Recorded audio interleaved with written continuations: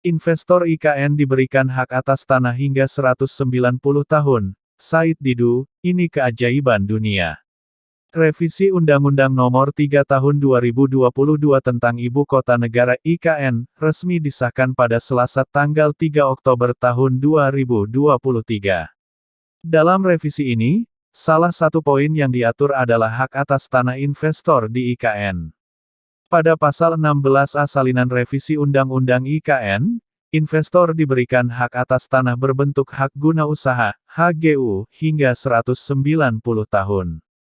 Menanggapi hal itu, tokoh oposisi, Muhammad Said Didu lewat akun Twitter pribadinya, memberikan 4 catatan di balik pemberian HGU super lama tersebut. Pemberian HGU 190 tahun itu, kata dia, merupakan pengumuman bahwa prospek bisnis di IKN tidak bagus. Selanjutnya, ia menyebut rakyat kehilangan kesempatan memiliki lahan selama 190 tahun. Ini adalah keajaiban dunia karena tidak ada hal seperti ini.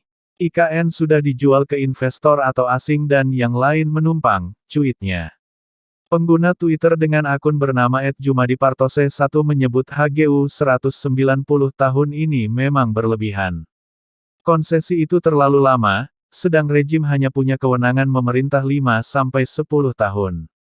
Zalimnya di situ, mengambil hak generasi yang akan datang, komentar @jumadipartose1 menanggapi cuitan Said Didu. Seperti yang kita ketahui, DPR RI mengesahkan revisi Undang-Undang tentang perubahan atas Undang-Undang Nomor 3 Tahun 2022 tentang Ibu Kota Negara (IKN) menjadi undang-undang. RUU tentang IKN yang disahkan dalam rapat paripurna DPR ini, selanjutnya akan menjadi landasan hukum untuk mempercepat pemindahan dan pembangunan Ibu Kota Negara (IKN). Sebelum disahkan, Ketua Komisi 2 DPR RI, Ahmad Doli Kurnia Tanjung, menyampaikan laporan hasil pembahasan revisi perubahan Undang-Undang IKN di hadapan rapat paripurna, yakni sebanyak 7 fraksi yakni fraksi PDIP, Golkar, Gerindra, Nasdem, PKB, PAN, PPP dan DPD RI menyetujui revisi UU IKN dilanjutkan pembahasan tingkat 2 untuk disahkan menjadi undang-undang. Fraksi PKS dengan tegas menolak revisi Undang-Undang IKN disetujui sebagai undang-undang.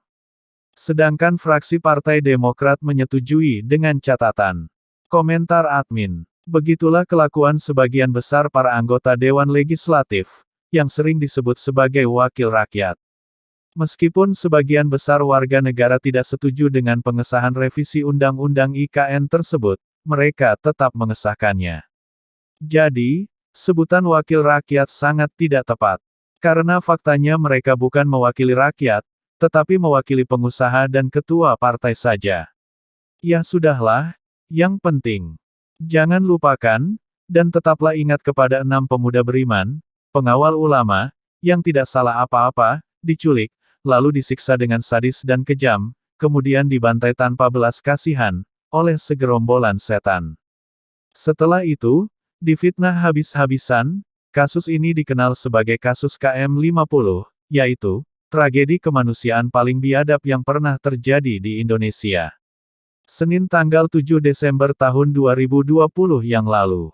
Allahu Akbar, Allahu Akbar, Allahu Akbar, Allahu Akbar, Allahu Akbar, Allahu Akbar, Allahu Akbar.